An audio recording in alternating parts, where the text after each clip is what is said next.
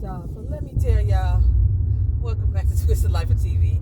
This is another little clipping of the Fani Willis trial or hearing. Baby, let me tell you. Okay, I'm on my way home from work, so hopefully it don't get too dark. And I usually take my hair down when I'm riding. I usually take my hair down when I'm riding home, so I'm finna get comfortable here. Child, let me tell you. Hold on, let me get comfortable real quick. This food just rolled up on my assets like that in the back of me. Oh, that look a mess. Okay. Ooh, child, look at you a D mess. Don't do it. I will fuck your fucking car up. Let's not do that today. Did he just blow his horn at me just because he tried to jump in front of me? And I'll tell you what. That's not what we finna do today. It's not what we finna do.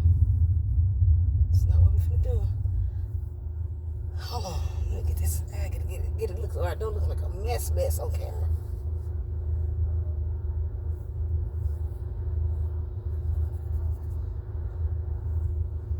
Oh, maybe I need to put it back up. God dang it. Okay. Alright, I'm back. It look okay, a little bit, alright. Child, that case, let me tell you, Fani Willis came through that door like she was on WWE. You know how when they bust, when Super Bowl, when they finna hit the field and they bust out the doors, and she came through. Okay, so I posted already a little quick video about what had happened in the beginning. So let me start off from what I was able to pick up. They were trying to bring up Nathan Wade's credibility. Because remember I mentioned in the PNTV that he was a criminal accident. He presided over a lot of accident cases. He already had any criminal trial experience. Okay, well, he actually had a partnership firm that he was doing business with, so they handled a lot of other different cases too where he's lawyering, right? But as far as like a trial of this magnitude, nobody's really had a case such as this. Nobody has brought to trial a case against the president, okay? However, Judge McAfee's like, we are not finna judge whether or not he can, his expertise. That's not what we finna do. Let's go and throw that out. So there was a few things that he threw out. And he said, we ain't even finna talk about. They want to talk about her pulling a race card. Judge McAfee said, we ain't finna go there. It ain't got nothing to do with this case. Nothing at all. What we here is to determine the financial benefit that they received from the relationship that they had. That's what we here to determine, right? Without that, I don't want to hear nothing else. Although they kept trying to bring it up and trying to throw it in the case. A lot of the lawyers that was, she had like 4 lawyers that was asking her questions, it was 4 lawyers asking questions, plus against Fani Willis and Nathan Wade. And then there was Attorney Cross, who was the one who was their lawyer. Okay. So there's 5 lawyers altogether. The 4, I'm gonna call them the Funky 4. The Funky 4 kept asking the same questions over and over again, 3 different ways, sometimes the exact same way, and it got a bit redundant after a while to keep hearing them say the same thing, like they was trying to trip them up, right? So one of the main things that they focused on was all the trips that Fani and Nathan took. So I talked about it in PNTV, the trip to Miami. Well, that was only one of the trips, right? So there was a trip to Miami, a trip to Aruba, a trip to Miami again, where they went to the Bahamas, and then a trip to Willis. Those were the main 4 trips that they questioned Nathan Wade about. All 4 of these trips happened during the time in which they were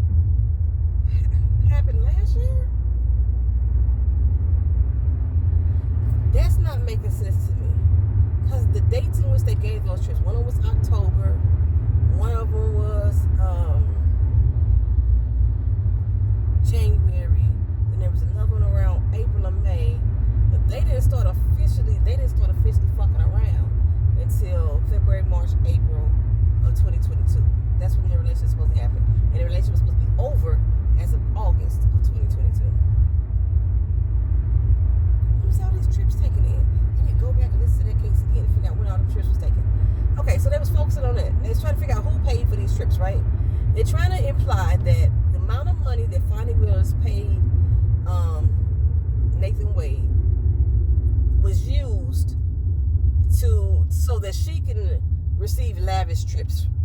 That's the way they're spinning it, okay? In addition to him getting the lead prosecutor position, that's why he's getting paid more money than all the other prosecutors on the case. Him getting the lead prosecuting case, all that extra money that he's getting is she benefiting from it during this relationship. That's what the story they're putting out there. Okay. After I started watching, like I say, all the dates of all these trips was supposedly already being revealed.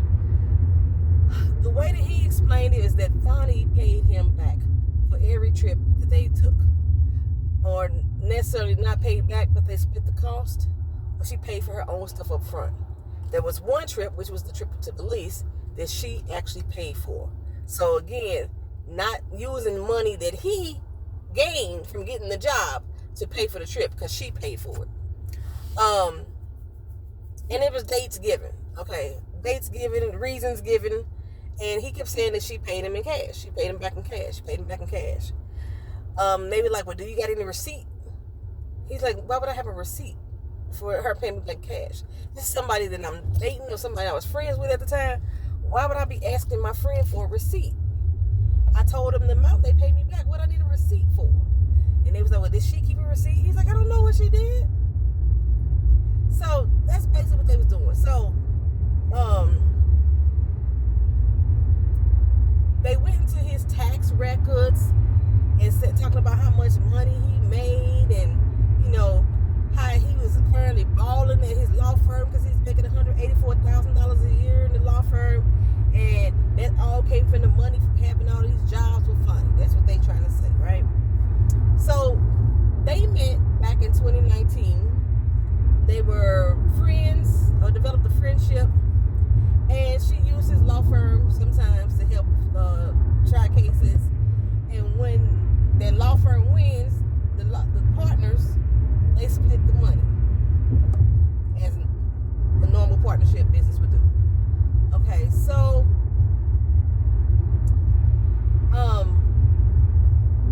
when she decided to hire him in as counsel on this case, he wasn't her first choice. There was somebody else that was thought to do the job better, but she ended up with him as the lead counsel. Okay. She said this to imply that if I was trying to fatten my pockets, I would have made him my first choice in the first place. Okay. After they got done interrogating him, basically what they was able to determine was Cross came back with her questions. When I say Cross is the one that's his lawyer. Baby, when she came out with her questions, I was like, oh, she fucking them up. Cross was crossing like a motherfucker, baby. She had that AI cross on their ass. She was crossing like a motherfucker. She was able to show proof that all the money that he made since becoming the lead counsel in this case was substantially lower than what he made when he wasn't working with this case. He was earning like $14,000 a month. Child. A month. And since becoming counsel on this case, he's now earning $9,000 a month. So he lost $6,000 worth of income monthly by taking on this case. How is that a financial benefit to him? Okay? In addition to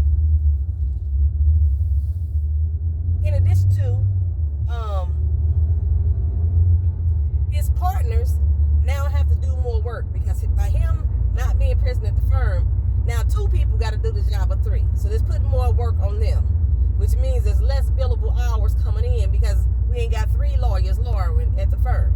So the company took a financial hit as well. So they have not benefited either, even though they are getting cases, they are working cases with the DA's office, in which the law firm gets paid if they win. They are not doing as well as they would have now that Wade is no longer their partner, lawyering for the firm directly. The partnership he had dissolved in June of 2022.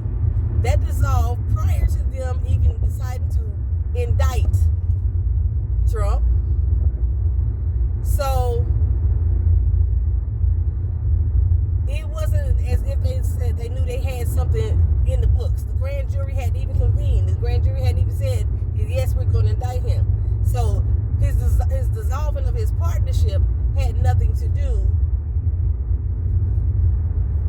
with this case.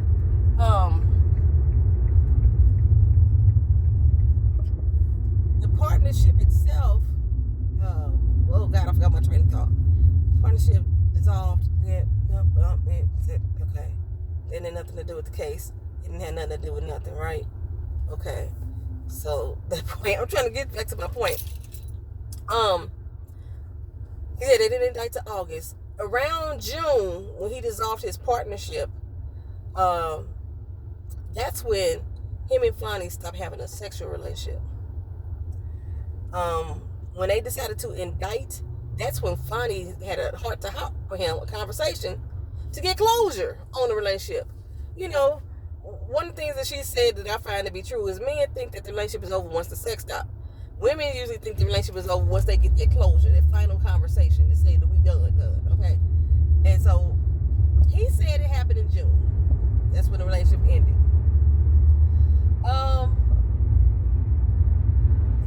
They talked about his divorce.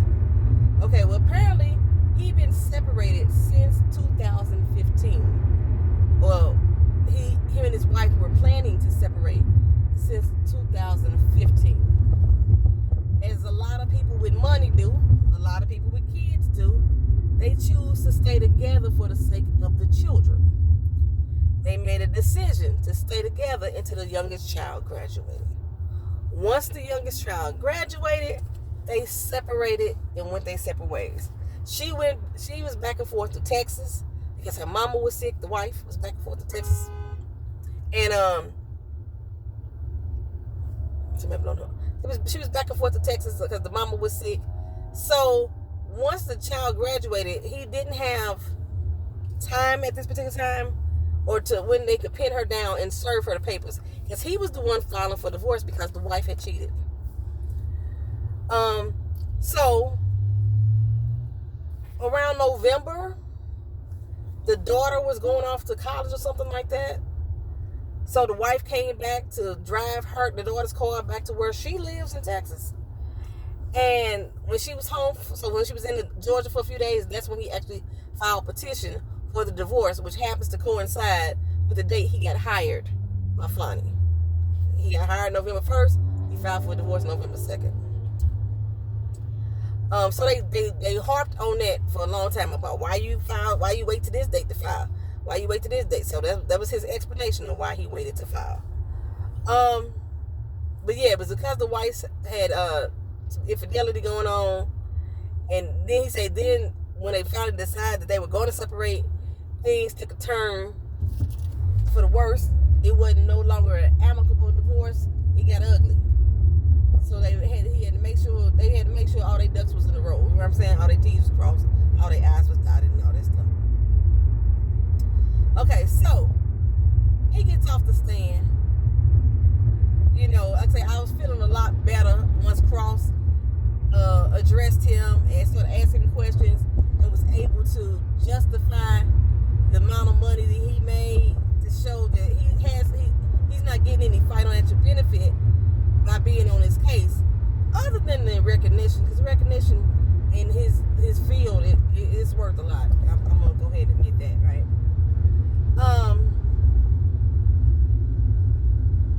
So we kind of recessed or what have you, and now the Trumper lawyers, the foolery for, I forgot what name I said I was gonna call them. The foolery for, they want to call Fani Willis to the case. And her lawyer Cross is like, no, you don't need to call her up here, because Wade has already give you the information to answer every question you have about the documents that you have. All those documents or all the suspicions, he's already said it, and they have not been rebutted or refuted. Okay.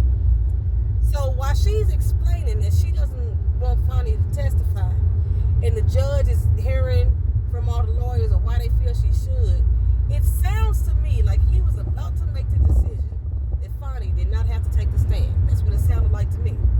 And all of a sudden, whoosh,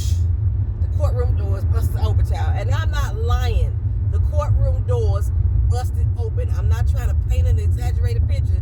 The courtroom doors busted open, and Fani Willis marched her ass through the aisle and said, "Oh no, I want to testify. I'm here to testify. Just swear me in. Swear me in." And she got up on the stand and said, "Somebody gonna swear me in. Matter of fact, I need all these documents. I need this document, exhibit this, exhibit that. Somebody get those to me. I need those right now." And she apologized to the judge for busting in. She apologized to her lawyer because her lawyer was trying to say she didn't need to testify. Fani was like, "I got this. I got this. Bring me everything I asked for." And she sat up there on the stand like this. "Bring me everything I asked for." She was just like that, dog. For real. No lie. You have to watch this case. The way she came in that fucking room and commanded the goddamn space in that fucking room was just beautiful. I was like, oh my God, they better win this fucking case because I want to see her in action, baby. Oh, I want to see her in action. She came in that room and commanded the room. Everybody went crazy. You saw papers ruffling here and there. Everybody trying to figure out how to get her copies of this document. The judge ain't said nothing about the document. Everybody, the judge like, well, I got a copy, but it's got my notes on it, so she can't have that. And then everybody trying to figure out who's going to go get this copy, So he gave them a recess. We're going to recess. And we're going to come back and gather ourselves accordingly. And she's like, come on, swear me in. Judge, swear me in. He said, okay, we're going to do that when we come back from recess. This is how she talking to him, y'all. She said, no, I got something to say. She said, y'all done came up here, told a whole lot of lies, printed a whole lot of lies in the briefings. I got some things I need to say to you. So yes, I'm going to testify. I was like, oh, I'm nervous. I'm telling you I'm nervous because I'm like, I hope this ain't her ego talking. I hope this ain't her ego. Because what the judge is looking for and what the foolish fool wanted to do, they wanted her to contradict the dates, the amounts, and the locations of those trips, and how and if and when she gave the money back to Wade, if at all. That's what they wanted her to do. They wanted to contradict the statements because all the witnesses in the case are sequestered, meaning they can't watch the case. They can't hear about the case. They can't talk about the case. They can't talk to each other. There's nothing that they're supposed to be doing in relationship to this case. So they don't know what each other said. They don't even know who the other witnesses are. They don't know that this so-called friend of Fani Willis has already testified and said her and Wade have been dating each other since 2019. A friend that Fani later on say, this girl ain't no friend of mine. I knew her back in college. We kicked it back in college. We was cool then. And then about 10 years ago, she popped up on the radar in Atlanta. And I was like, oh, hey, how you doing? She said that we kept in contact, but we wasn't friends like that. I haven't even spoke to her the last year because I think the bitch betrayed me. She didn't call her a bitch, but she wanted to. But she said, I don't call people like that a friend. Okay. Woo! They talked about all the places that Fani Willis lived and the secret condos that her and Wade supposed to have snuck off to. They had a question Wade about these condos too, and Wade told him, I don't know about no condo there. I ain't never been in her house before. Didn't know where she lived at until they doxed her, and that's how I found out her address like the rest of the world did. He said, I ain't know none of this stuff, right? And he said he been to her condo that she had in such and such place, Hatfield or Hatefield, something with an H, right? He'd been to that condo before. He just spent the night. And, nothing like that. When he went there, they wasn't even in a relationship. They was friends. They didn't sleep together. But the foolish four is going around saying that they live together. She said we weren't living together. And the girl whose condo was the old friend, basically, she needed to break her lease or something like that. And Fani needed a place to stay because her daddy was worried about her being at the house because they had just doxed her, right? So it kind of worked hand in hand, and she ended up taking over this girl's lease. She was paying the girl the rent. She said the rent amount kept changing these doggone months. The phone bill came through, this came through, the light bill came through, and she kept paying the girl. And she would pay her through Cash App. She said not at one time was this girl ever at the apartment with me. She never came over there with me. She definitely wasn't over there with Wade. There was a time that her and Wade had stopped by the girl's house before because they was friends. At one point, they were friends, right? You know. And yeah, they talked about that condo. And questioned her about so you was afraid. That's why you left your house, right? She said I wasn't afraid. We was concerned. She was turning him up. Baby, this is like must-watch TV. I'm telling you. Y'all have to watch this case. This trial, this first part, the Johnny Depp Amber Heard case ain't got shit on the way Fani came in that goddamn room. He come into that doggone room. It's getting dark. I don't know if y'all can see that. It's getting darker. I don't know. Everything that Wade said in his testimony, she said too. Almost exactly. Even down to when they separated. When they asked, she said, you know, well, he said I bet you he gonna say we broke up in June because that's when we stopped having sex. She said, but we didn't have our conversation until August, so that's when I'm gonna say we broke up. And like I said, he said they broke up in June. That's exactly what he had. They talked about the apartment. They talked about the money, and she kept saying, well, where did you get this money? Is it any ATM transactions? They can want to pull her financial records. She said, I'm not giving y'all my financial records. I ain't on trial. This is a hearing. I'm not on trial. So you don't get my financial records. She said, but I can tell you where the money came from in my house. My daddy told me that I need to keep at least 6 months worth of expenses on hand. And that's what I do. So I can have anywhere from $2,000 to $2,000 to $15,000 in my house at one time. So when it came time to pay for things I needed to pay for, I just gave them cash. No, so there's no ATM withdrawal or nothing like that. And they was like, so you trying to tell me you don't know where the source of the money came from? She said, my hard work and sweat and tears. That's where the money came from. The lawyer was like, you don't understand what I'm asking you. What is the source? She said, the source is my house. That's where it came from. So you don't have a ledger or receipt? She said, I don't keep receipts on my friends. She said, but she had already broke down what she had paid for. The trip to Miami was joined with the trip to Aruba. They took his mama out on a trip to Miami, and then they came back to Miami, and they flew directly to Aruba. She counted as one trip. But everything was already planned with a travel agent, with Wade's travel agent. So, you know, when you book through a travel agent, unless it's a large group, you usually paying the person who booking. Sometimes you make payments to the agent, but usually they do that with large groups. Everybody pay their own thing directly to the agent. Well, he paid it, and then she gave him the money back before they even took off, right? The trip to New Year's, same thing. She said I was right there next to him. I gave him the money while we was there when we went to the Bahamas. I had money on me. I gave it to him. The trip to Belize, she said I treated him. It was his birthday. Plus he was going through something, you know, something really detrimental. He said that he was dealing with cancer. He said that in his testimony. She never said specifically what he was dealing with. She just said he was dealing with something. I'm just happy that he's still here. You know what I'm saying? And then the final trip, there was the trip to Belize. Then she's still talking about, like, maybe we drove to Georgia once and had lunch. I remember we going down there and met my sister and had lunch with her. And she named about 7 or 8 other little things.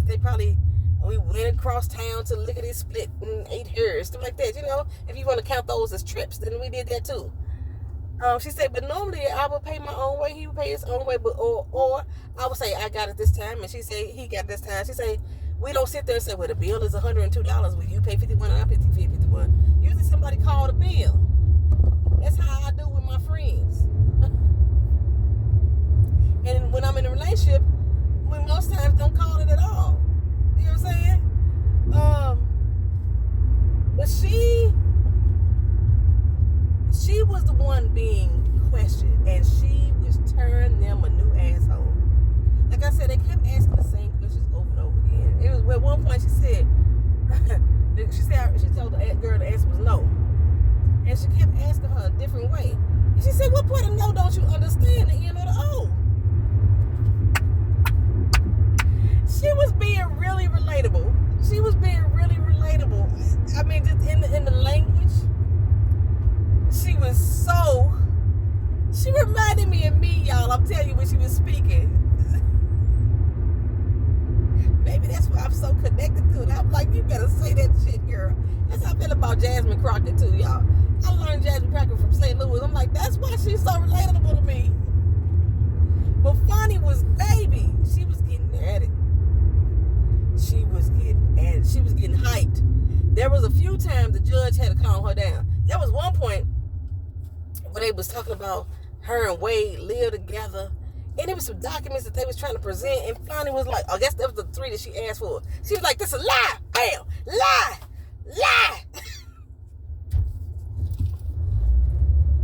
And then everybody was like, "Whoa!" The judge said, "Hold up."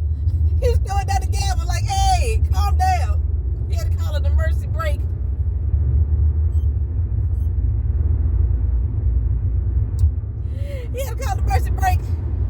He came back from the break and told warned everybody about their decorum, their court decorum, and how they should behave professionally.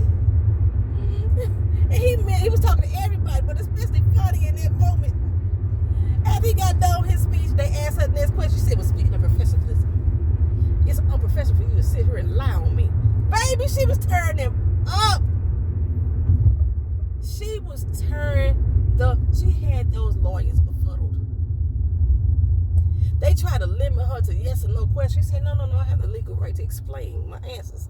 But at some point, her answers did kind of sway away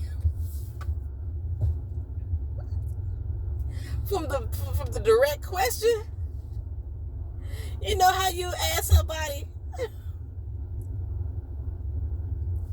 how was their day?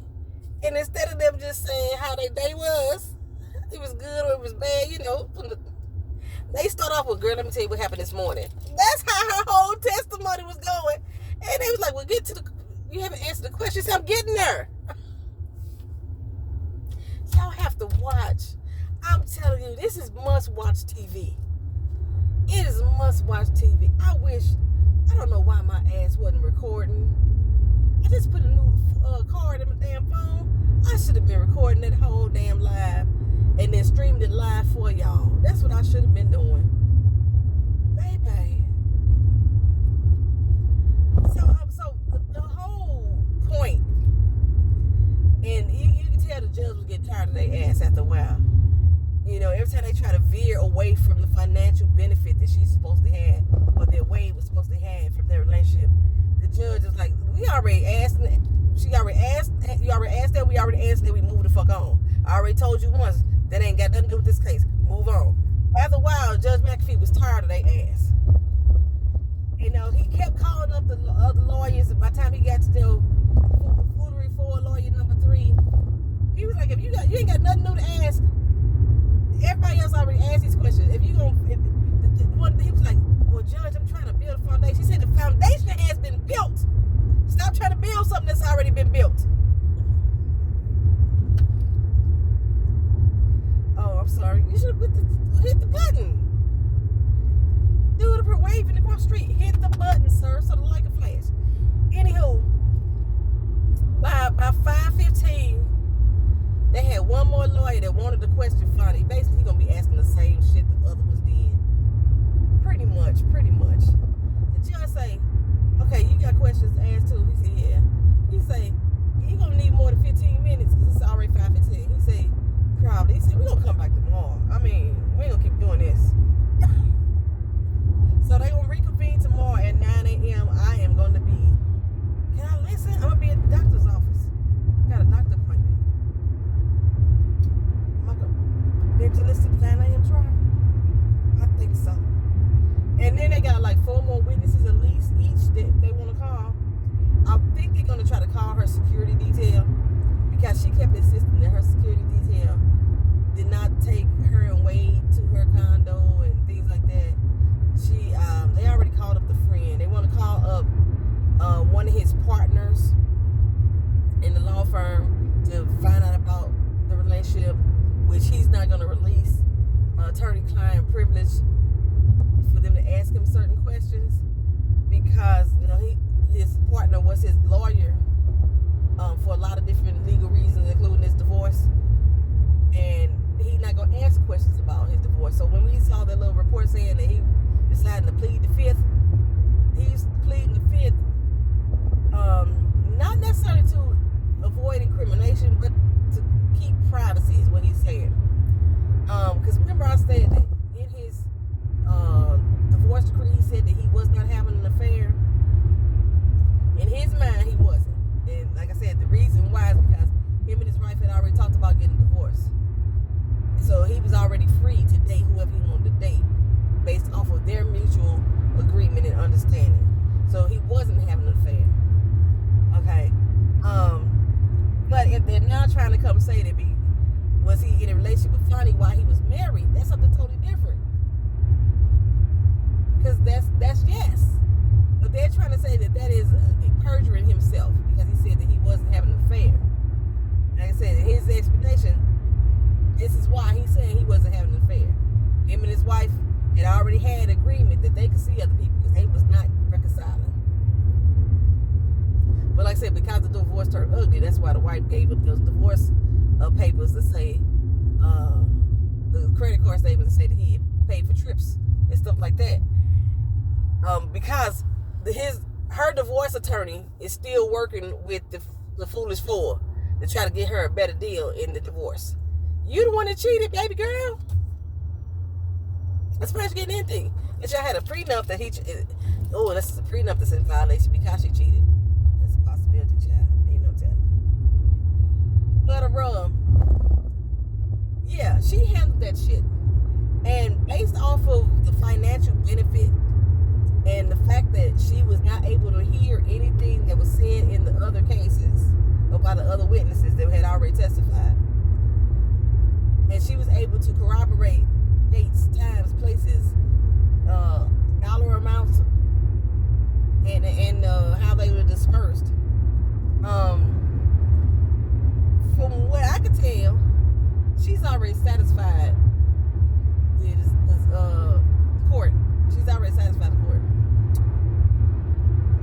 I can't see how Judge McAfee can see it any other way, unless this fantastic fool come out with something new tomorrow that the other three hadn't already asked,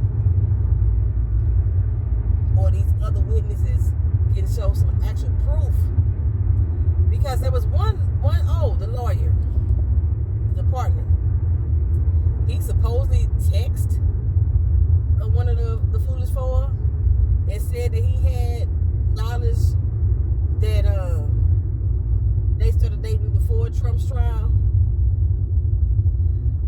The thing with Fani, she's saying that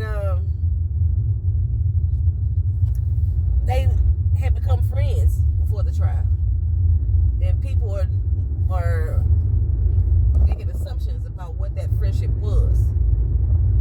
But when she started sleeping with him, because he does not work for the DA's office, she has no ethical or moral obligation, according to her job, her office, to divulge anything between her and that man, because he was not an employee of hers. And their rule is applies about notifying their office of relationships. That rule applies to people who are her employees or employees. But y'all saying you got good. You gotta watch it. Maybe I'll give y'all some updates tomorrow. I'm gonna miss a lot of, because I got 2 doctor's appointments tomorrow. I got one at 10:30 and I got one at 1. So yeah, I'm gonna miss a lot. And I gotta go to the lab, take some blood work.